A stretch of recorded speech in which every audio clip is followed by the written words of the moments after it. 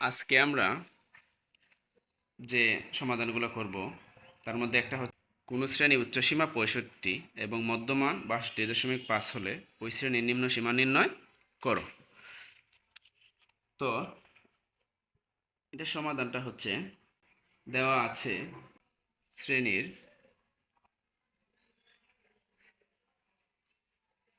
উচ্চসীমা 65 এবং মধ্যমান 62.5। তো আমরা এখন নিম্ন সীমা বের করব, ঠিক আছে? নিম্ন সীমা যদি আমরা বের করতে চাই তাহলে আমরা সূত্রটা লিখে নিব। আমরা জানি সূত্রটা হচ্ছে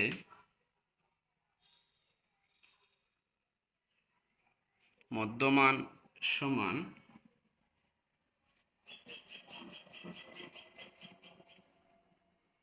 শ্রেণীর উচ্চসীমা যোগ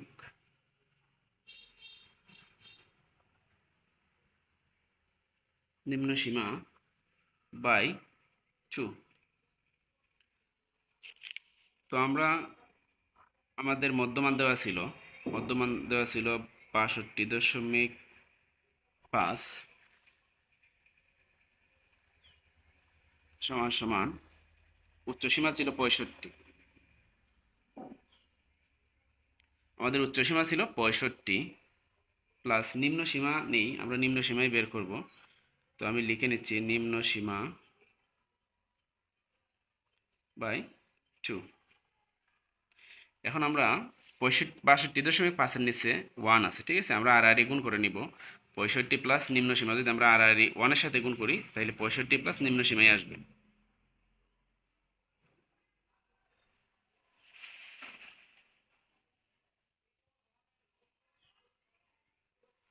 পঁয়ষট্টি প্লাস নিম্ন সীমা যদি আমরা আর এখানে 1 যেহেতু আছে নিচে 1-এর সাথে আমরা গুণ করি তাহলে 1 দিয়ে এইটাকে গুণ করলে যা আছে তাই আসবে।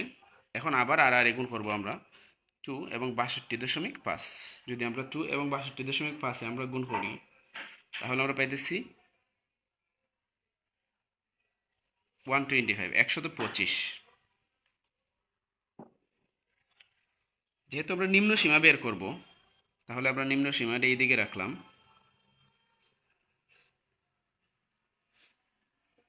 আর এই যে 65 আছে, এটা আছে প্লাসের সাইড পরিবর্তন যদি করি, আমরা পার্শ্ব পরিবর্তন করি তাহলে আমাদের মাইনাসের হবে। মাইনাসের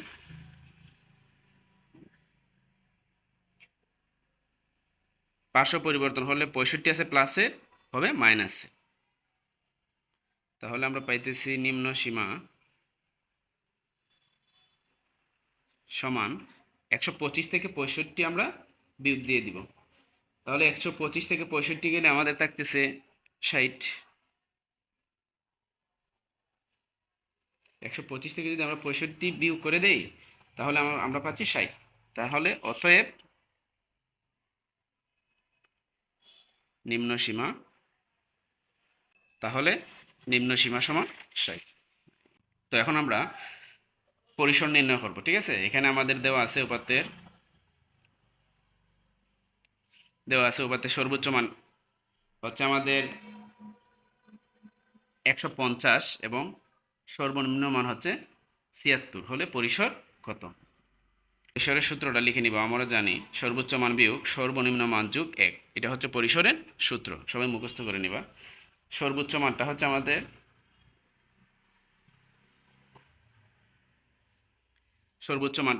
150 মাইনাস সর্বনিম্ন মানটা হচ্ছে আমাদের 76 প্লাস 1।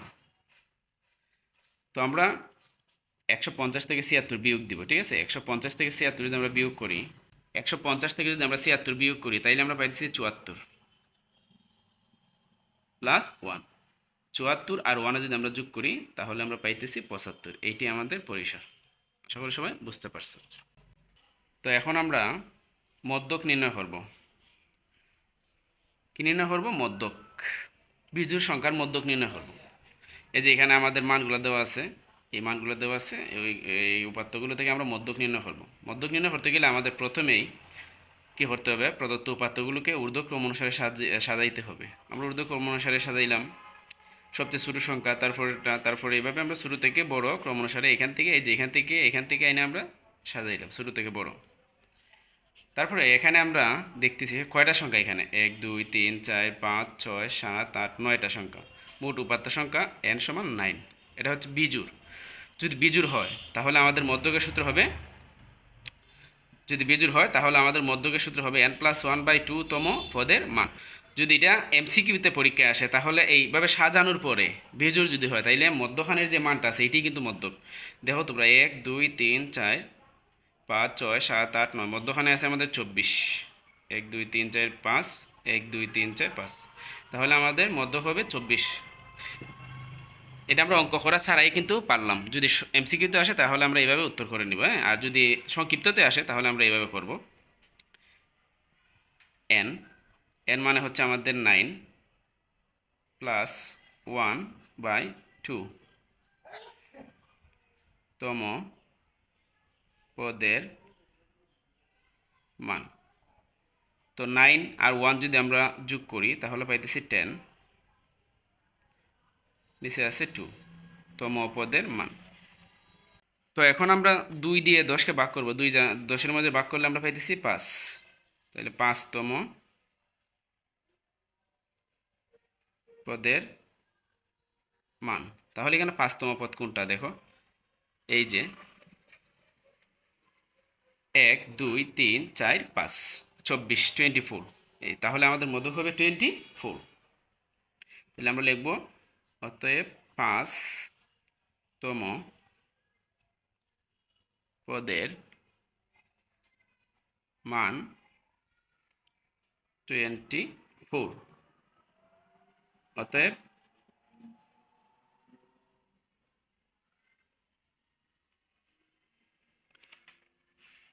অতএব মধ্যক 24, এটা আমাদের আনসার। এখন আমরা জোড় উপাত্তের মধ্যক নির্ণয় করব। জোড়, এই যে এখানে দেওয়া আছে আমাদের উপাত্তগুলো। আমরা উপাত্তগুলোকে মধ্যক নির্ণয় করতে গেলে সর্বপ্রথমে যে কাজটা করব, আগে সাজিয়ে নেব ছোটো থেকে বড়।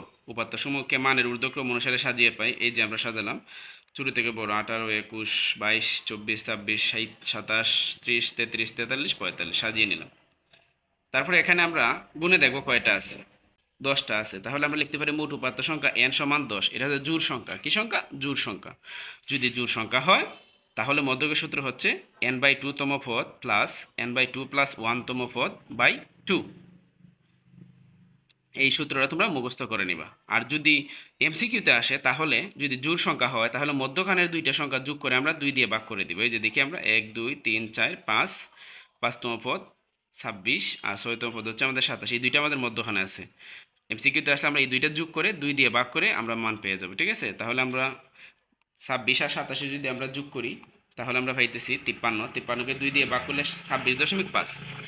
আমরা অঙ্ক করার আগে উত্তর বের করে ফেলতেছি। যদি আমাদের এমসিকিউতে আসে তাহলে আমরা এইভাবে আনসার করবো, আর যদি সংক্ষিপ্ততে আসে তাহলে আমরা এই মেথডটা ফলো করব, ঠিক আছে।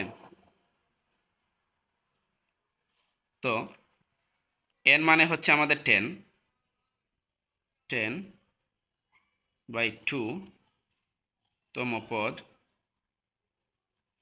প্লাস n মানে হচ্ছে 10/2 প্লাস 1 তম পদ বাই 2।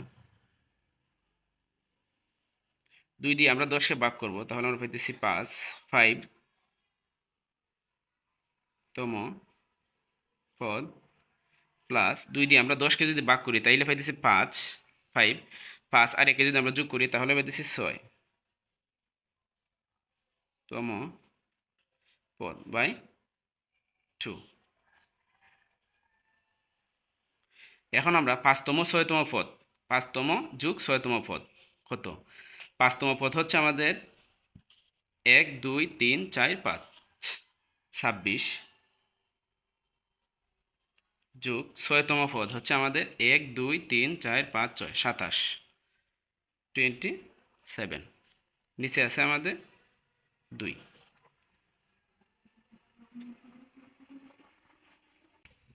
তো 26 আর 27 যদি আমরা দুইটা যোগ করি তাইলে আমরা পাইতেছি 53, 53। নিচে আছে আমাদের 2।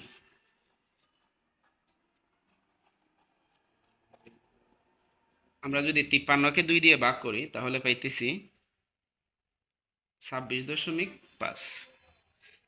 এটা হচ্ছে আমাদের মধ্যক। অতএব মধ্যক 26.5। এইটা হচ্ছে আমাদের আনসার। তো আশা করি সবাই বুঝতে পারছে।